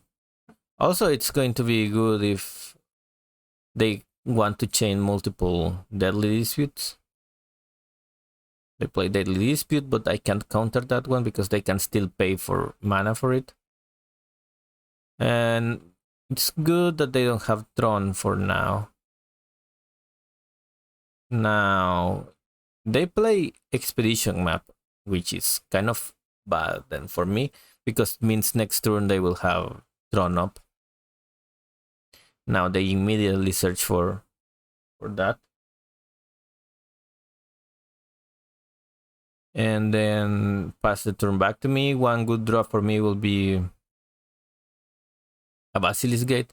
And I'm discarding that Prismatic Strands because those Prismatic Strands are not going to be doing anything. And now I decided to exile the Frantic Salvage, but in a perspective, probably it was better to just exile the Faithless Looting. That prevents them from looking into more cards. I will attack for one now that I can, because I am soon not going to be able to. Mostly because of that Golden Foundry. And now that they have all the Tron pieces together, it's very easy for them to start chaining spells. Energy Refractor has proven to be one of the best cards introduced from Brothers War, because it's for that one card that all of these Tron strategies have been rising in popularity.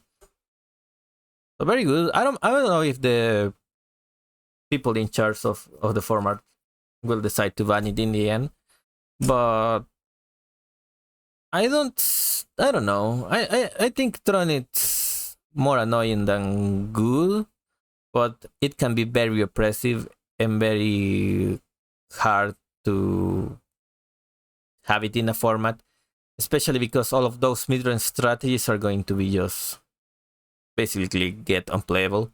There's a reason on why Boros Bully is not popular anymore.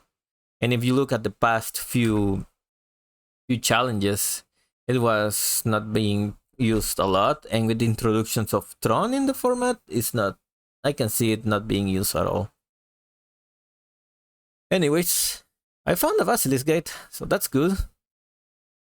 I still need to start putting pressure into the field, so I will go with Pump the Cat and attack with at least the cat, right?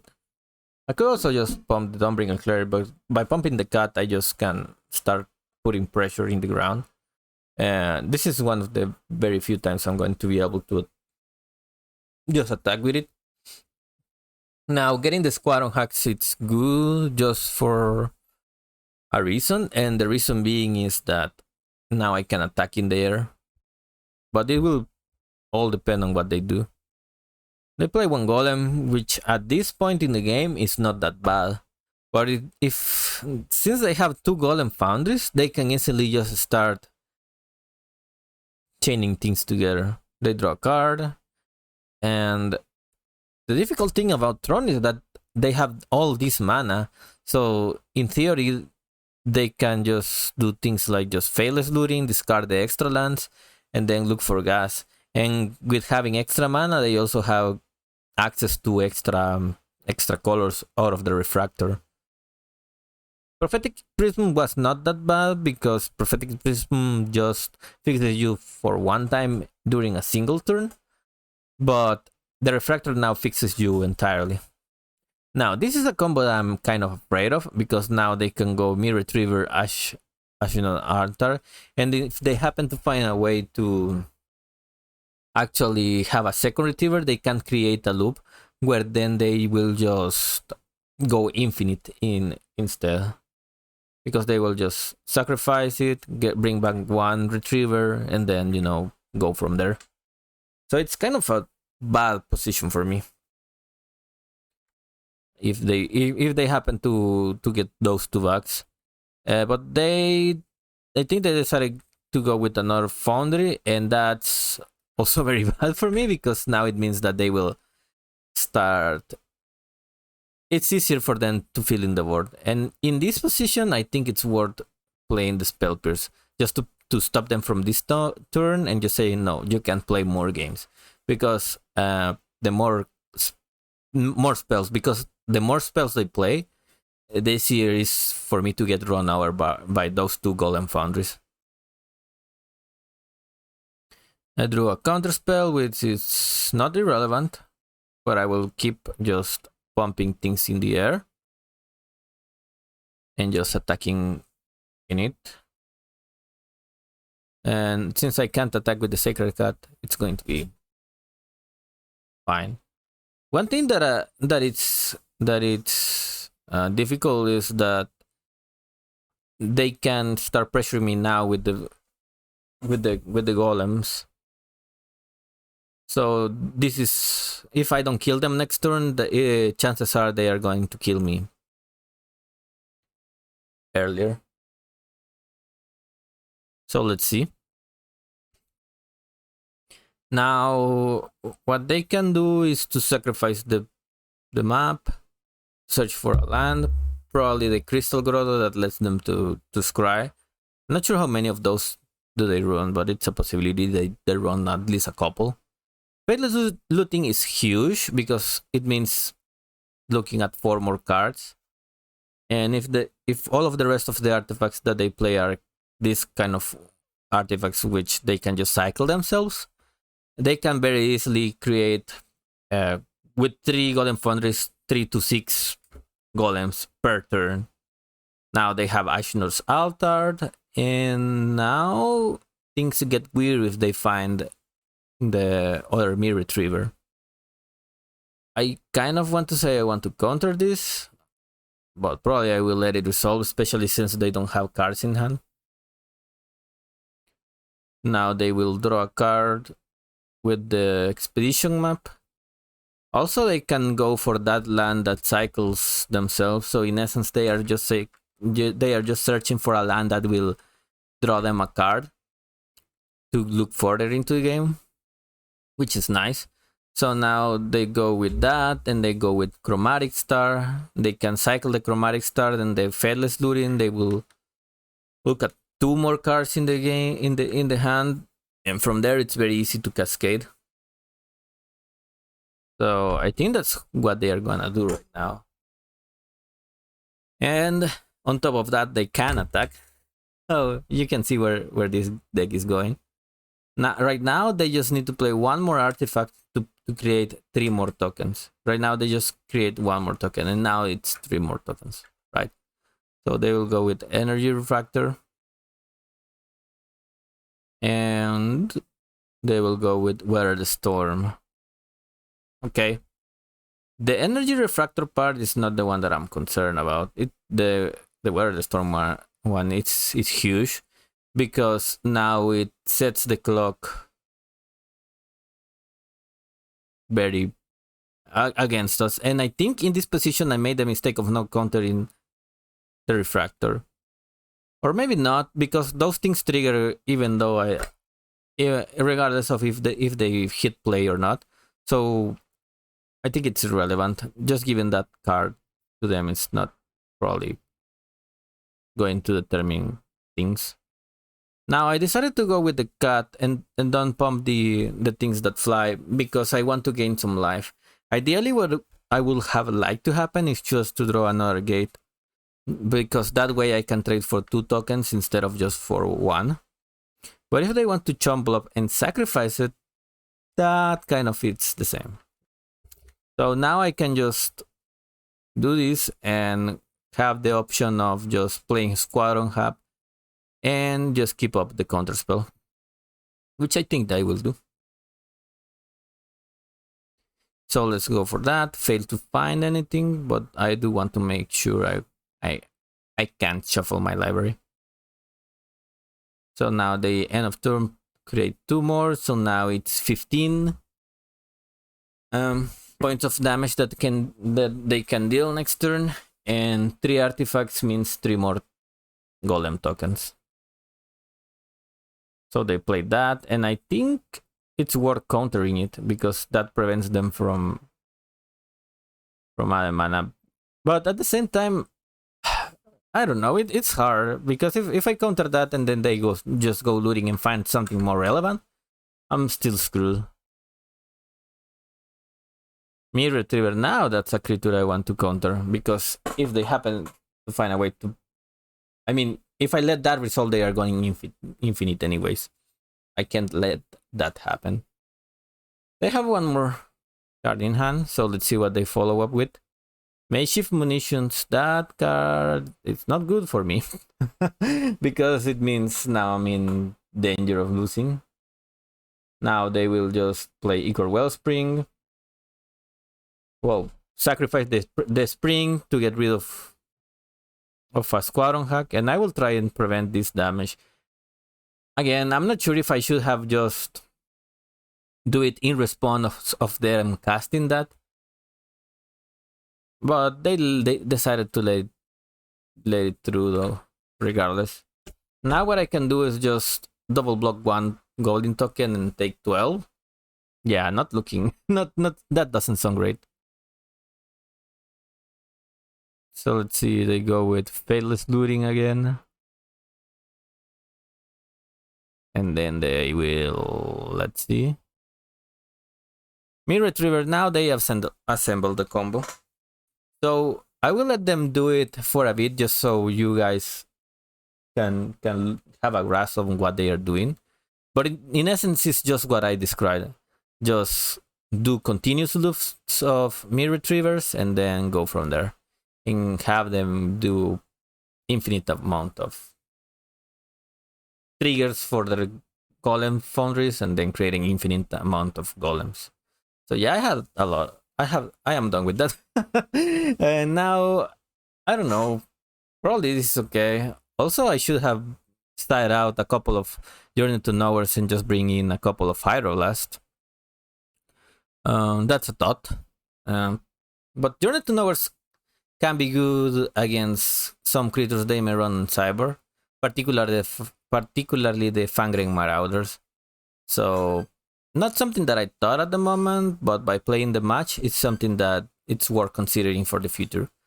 So if you happen to be playing against a deck that's very similar to this, remember not to just side out all of your removal, because you will may have a harder time to actually just deal with them. So, okay. This is not the best hand. Ideally, I would like to see Mardusto to fight their artifacts, but at least with this one, I can put some pressure on the board. And the appeal of this one particularly is that I have Brainstorm, which then I can go with a turn 2 Squadron Hack into a turn 3 Brainstorm into playing another Squadron Hack. As long as I draw on tap lands, of course. But it's a good sequence to have, because that way I will see more cards and keep more cards in hand. So I will proceed and do that. They will go with Ursa's Tower, and if they have another Tron piece, they can assemble a really fast Tron. And by really fast, I mean a turn 3 7 mana thing. So yeah, not very good. I'll go with Sacred Cat on turn 2. And in turn 3, we'll see what happens. I most likely I'm just gonna play Squadron Hack and then play Tapland. So let's see what it goes from there. Right now it's very straightforward play. Just playing that. Maybe just getting those. And then attacking. Yeah, I think this is fine, but I really should have played just the Seagate. With now I'm in here I'm bluffing the Spell Pierce, but I don't think that's relevant. Well, they didn't have the second Tron land already, so at least that's good for me. And now they go with Power Plant, and if they happen to find another one, then that's problematic. Chromatic starts, not bad. Okay, now I can go with Brainstorm, put both Squadron Hacks in the top. Yeah, not great, but I have to do that. Brainstorm, play that. And then I can fetch for another Squadron Hack. And then I can untap with double counterspell and 3 creatures in play, which is fine. I can also just play the Modern Age and then just hold one counterspell, which probably might be better. For now, they are just trying to assemble the combo, and they did. And now they just have to find a way to draw many cards. Now they can go now with Deadly Dispute, but they don't have mana to follow those 2 cards. So, oh, they did have they found an expedition map, which now they already have enough to create a foundry. What I need now it's a Basilisk Gate, but I will go ahead and just play the Modern Age. Maybe just exiling one or putting in the graveyard one Cleric, but I will attack with 2 cards. I don't think any other that I can find is gonna be really making a difference. But I decided to go and keep double counterspell up. Chances are I'm just gonna use one, but we'll see. If they go Deadly Dispute, I don't know. Maybe I should counter that one if that happens. So we'll see. Expedition map, it's fine.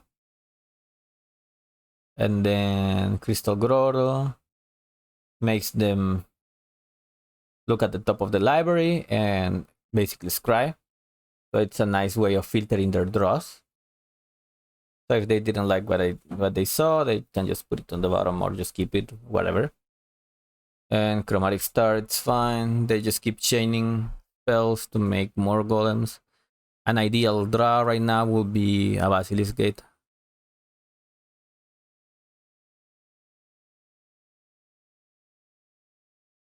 They keep cycling their stuff, cycle the Chromatic Star. Maybe they want to play a Deadly Dispute, but they went for an Expedition map first. And they seem to don't have Deadly Dispute for the moment, so that's nice. I think they are gonna attack with the Golem anyways. Or maybe don't. I don't know. Maybe yeah, they will. If they have another artifact, then I can't attack with the cat. But we'll see. And I drew another Squadron Hub. That's unfortunate because I did search for one. Okay, I will go with Modern Age then maybe. I think I need to go with Modern Age. I can't afford just not to play nothing. I need to apply some pressure. But I'm not sure if it's Modern Age of Squadron Hack. Probably Modern Age. Because if I want to hit my Landros as well. Okay, I can discard the cat and then just play it right away. So that was a nice one. I'm not gonna lie. And I also want to get closer to my Basilisk Gates. Basilisk Gates can close the game in the upcoming turns very quickly. We'll see what they see. Well, Crystal Grotto, it's fine because it's a way to filter their draws, as I said. And I don't think there's much more that I can pull from the cyber. Probably just another Hydroblast. I think 2 Hydroblasts it's okay against decks with munitions. 2 at least. So I probably should have sided one more. Just in case. So let's see what I can find with that. Maybe I don't want another Modern Age. Well, makeshift munitions, it's a problem, so I can just deal with it with the Cleric. I'm thinking if I want to attack or just play it nowhere. Probably just attacking. Probably should have attack with more and just try and use Journey to Nowhere on them. Let's go with Modern Age though. And yeah, I don't want another land since I already play one. They create a Golem. And we'll see. Icor Wellspring. Now if they resolve a makeshift munitions, it's gonna be huge. Of course, they will attack first for 6. Yeah, they attack for 6. Now I'm put to 11, but then I can gain 2 more life points. And yeah, I finally happened to draw my Basilisk Gate. So that's nice. Now I can get rid of the Cleric because I think I don't need it anymore, and I have counter backup for it. I'll go with Journey to Nowhere, trying to get the blocker out of the way. Then they have Deadly Dispute, which I might want to counter.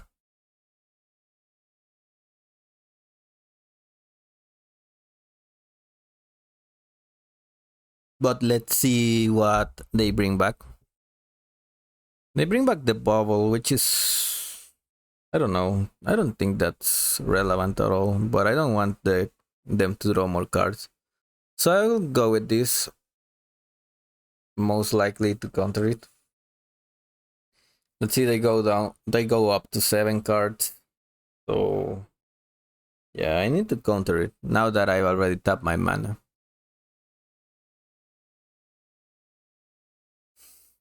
Or I'm thinking just let it through, because then I can just attack them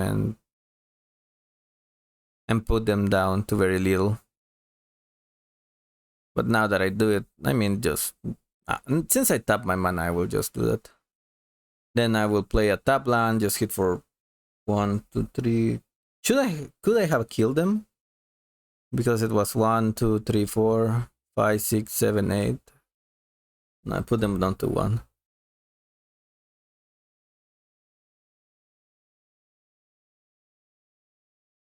They go with breath weapon, and I'm forced to counter that. Can't afford to just let my board get clear. So I will attack for 4, put them down to 6. Let's hope they don't find anything that will prolong this game anymore. They are now at 6. And then they will play Conjurer's Bubble. And we'll see what they can find. Conjurer's Bubble makes them draw a card. And now it seems they have found the big green dude, so that's problematic. Because now they gain life every time they can sacrifice an artifact, and artifacts of those kinds like Chromatic Star are very easy to find. And to chain together and to loot. I don't know if they have something like a second breath weapon. But if they do, it's gonna be hard. Spirit Supplies, draw you a card, and then 1 red source. Probably it's just another artifact that they can play with it.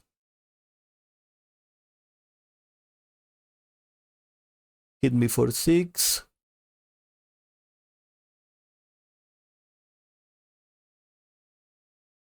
Let's see.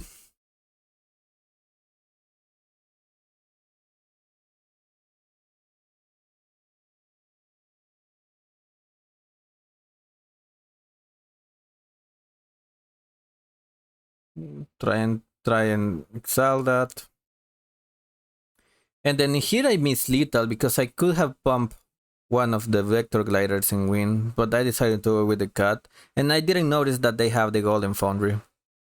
So this was clearly my bad. I could have ended up the game because it was gonna be 6, 7, 8, 9, 10, 11 exactly damage. So now I'm just potentially to the doors of losing this game, and if they happen to have a good turn. And the spell pierce is not looking great, to be fair. So I will bluff another counter spell, but chances are they are just gonna play stuff anyways.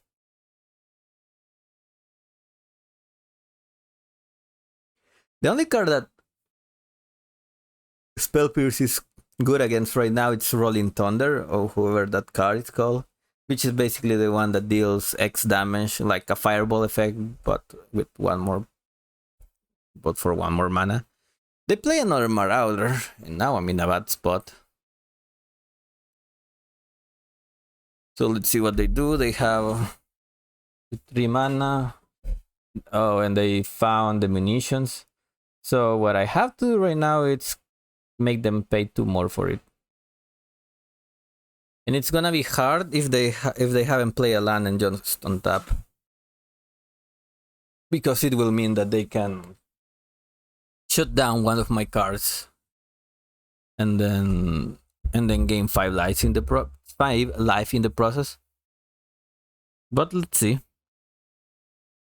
Let's see if they just attack, because that way they will punt back to my punt. Now they will have to kill my flyers rather than my ground creatures. They decided to not attack, so that's fine. Ooh, Dust to Dust is huge, because now I can sacrifice both golem, can get rid of those golems, and then have better attackers. And then I will just pump the Vector Glider and win. So let's do that. Kind of difficult. Basically, I make it longer than it should. I don't think they want to sacrifice those. But it's kind of irrelevant at this point. I will just pump the Vector Glider and swing all. And they conceded. Notice that I am ahead for like 7 more minutes. So in a longer game, this should be something to take a look at. Now I think I am thinking about adding in another Hydroblast and ended up not doing it, but I will probably regret it on the long run. So dumping a credit kit's kind of meh, and it's one of the reasons as well as I didn't want to side in the other Hydroblast, because I have a body that can deal with it, but probably having 3 answers for makeshift munitions, it was probably good. And this card, it's awkward. This hand is awkward, but I think it's keepable. Sending down to the bottom one preordering, which I can get it later. Maybe they go for the turn 3 Tron this time, but I got a turn 1 cat, so pretty much our best starts from both sides, because then I can go with Squadron Hack or whatever. If I happen to find another untapped source, like a blue land or even another plains, I will just consider playing it. So we'll see. Yeah, and they are setting up for a turn 3 Tron. So now I'll go with that. Go with this. Play an island. Island preordering first, because I don't want to use the Brainstorm as I have a Squadron Hack already. And I want to hit my land drops really, so I will just send to the bottom whatever is not a land drop. I sent to the bottom the Cleric, so if they resolve munitions, I'm gonna be sad. But I really think I need the lands. I can't afford not making any land drops. Especially now that they just found the Foundry. Then let's see if I can draw an untap source. I will probably go with Modern Age into Sacred Cat number 2. Let's see if they play another artifact and can make a golem. If they do, then okay, that's fine. Then now it means I can still attack with that. So I'll go with Modern Age and discard the Sacred Cat, play the Source Guildgate, and attack for 1.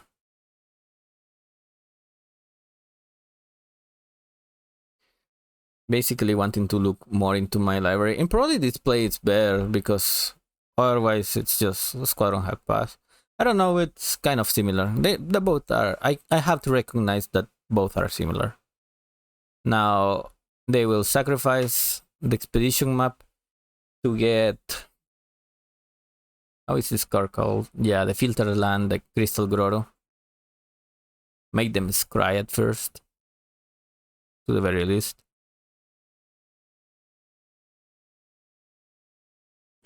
So we'll see what else is there.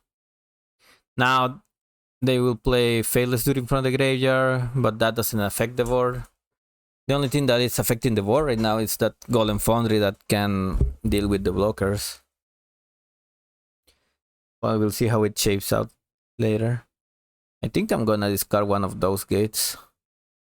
Yeah, basically I'm not gonna use those.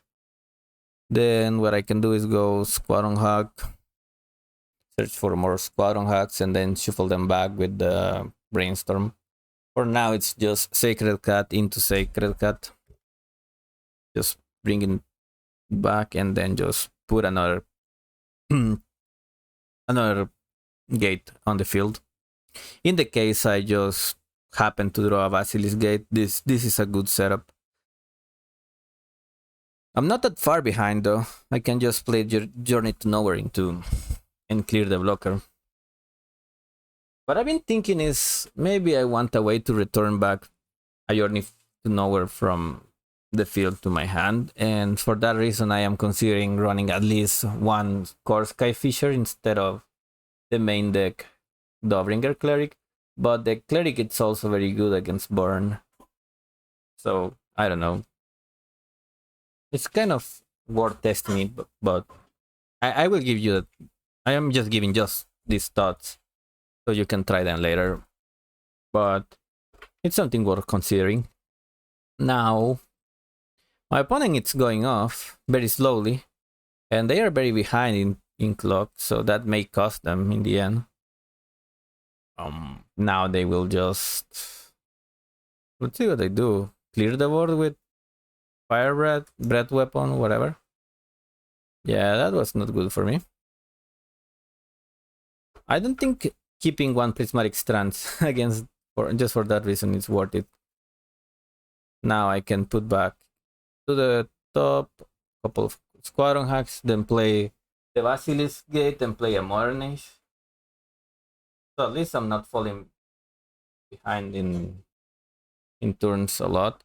What I also can do is just play Journey to Nowhere and get rid of that golem. But I think it's worth keeping the Journey to Nowhere for the actual thing that gains life for them. So we'll see. The second they manage to find ammunitions, it's gonna be very bad for me.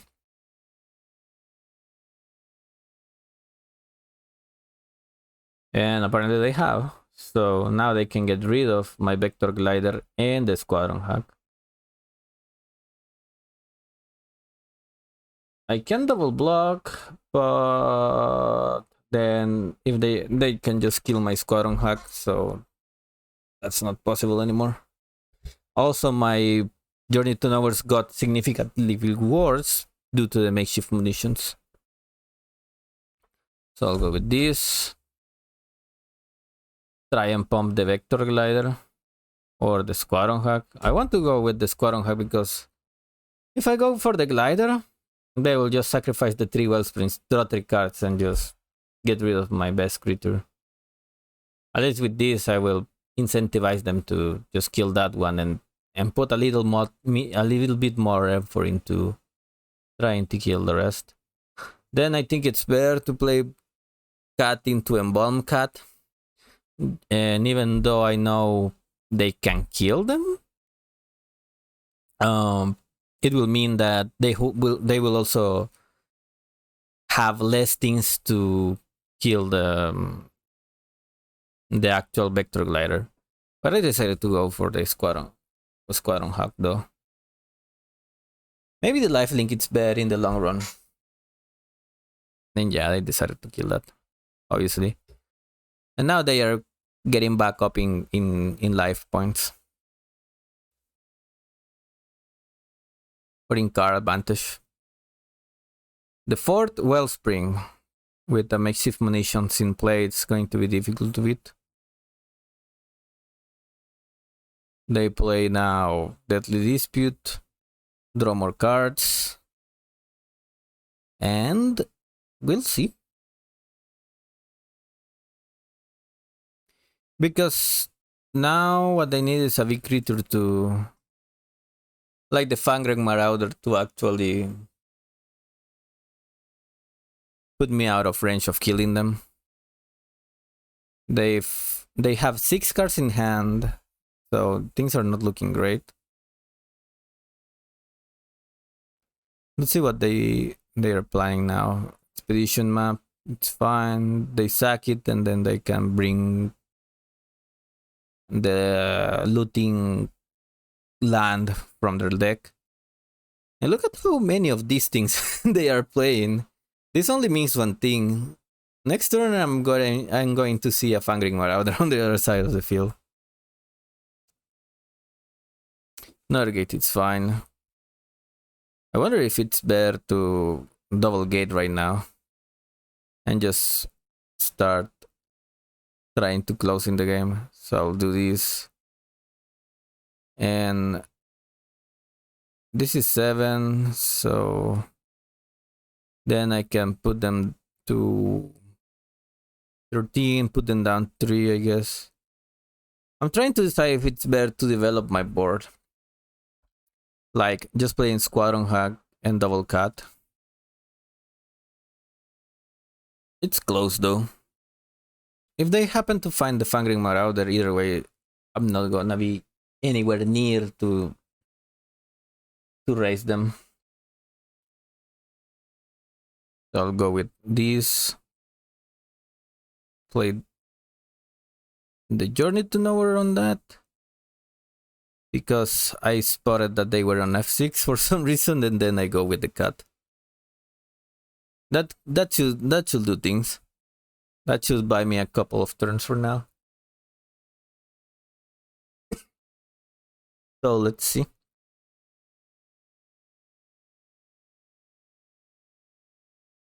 Yeah, them playing a lot of those artifacts just means this. They have a Fangry Marauder, and they are basically gonna draw 2 cards, sacrifice the expedition map, and then go from there. Game 5 live. And they also have 2 Golem Foundries.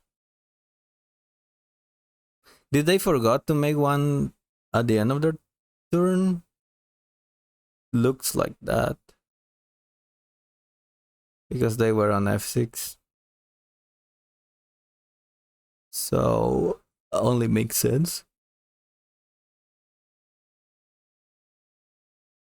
Neil Spellbomb, it's problematic because now if they happen to find a way to kill my cat, then I can bring my cat back. So yeah, and they have the makeshift punition, so now what they can do is just shoot it down and then sacrifice the Nihil Spellbomb. Yeah, exactly like that. I'm hoping they tap out, or at least they create a couple of golem tokens, so that way my Journey to Nowhere does something. 29 life. It's going to be hard to beat that, right? And they also can create 3 more tokens. And they can even sacrifice...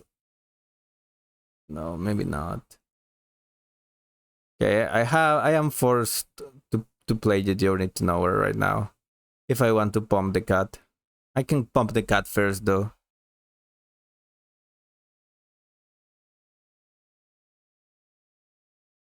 If I pump the cat, then they will just kill it, right? So what I have to do is to actually pump the Vector Glider. The other thing is that if I pump the cat, they will kill it, but then I will be free to play the Journey to Nowhere on the Fangry Marauder. So that's what I'm trying for right now, because now they will kill it.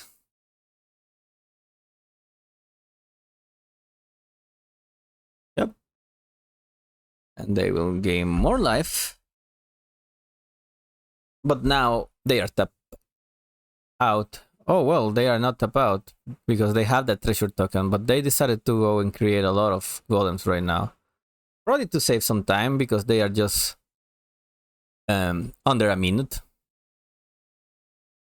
So now what I can do is to play this, Journey to Nowhere, kill the Fangry Marauder, and keep up the counter spell.